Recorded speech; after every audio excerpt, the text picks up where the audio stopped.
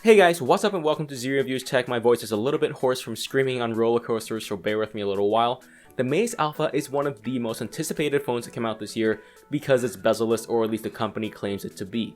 Apart from the body, the specs are actually pretty normal. Helio P25, 4 gigs of RAM, 4000 mAh battery, and a 6-inch screen as well.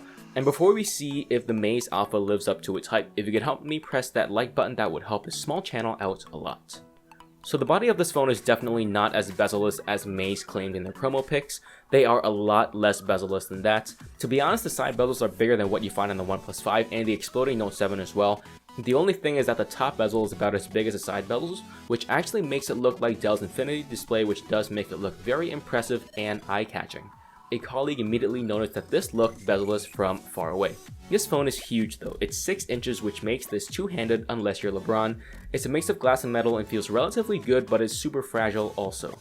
The selfie camera is on the bottom right and there are no capacitive buttons also. The screen here is a pretty good 1080p 6-inch display. It's bright, colors are generally saturated and well defined, not really any complaints here.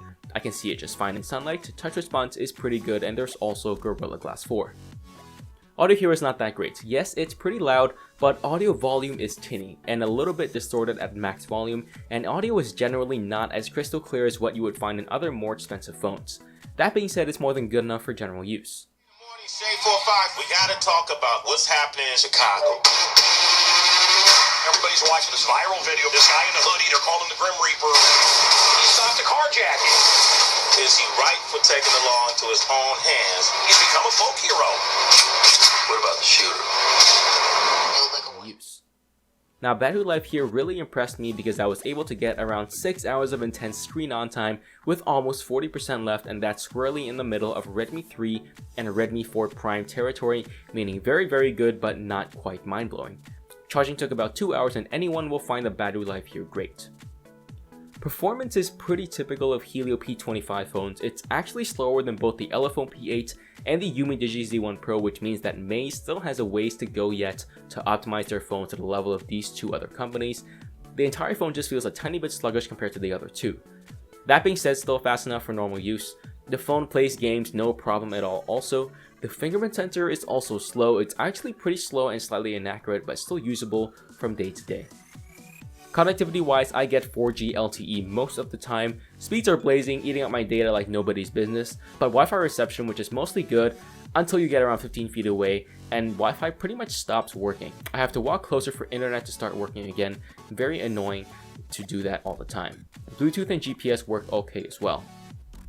This camera is typical for Chinese phones. Macro shots show fairly good detail, except when you zoom in too far, you realize that it's mostly over sharpened.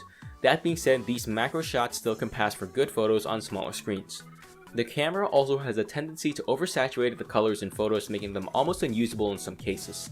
Fast moving objects are difficult to capture as well, and HDR does not help photos most of the time. The front-facing camera requires you to flip the phone around to take photos, and the quality is pretty soft also.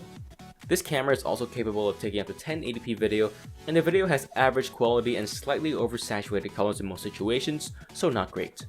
So to be honest, without the bezel-less body, the Maze Alpha is actually a pretty boring and run-of-the-mill MediaTek mid-range device. But the bezel-less nature of the phone really is eye-catching. The way the phone performs in different aspects is definitely not worth the $225 or so odd dollars that you pay for it. You might as well get the Elephone P8 instead, or even better, a Redmi Note 4X. But you can't put a price on bezel-less, can you? Let me know what you think in the comment section down below. A like and a sub would help this channel out a lot. Thanks for watching, and I'll see you guys in the next one.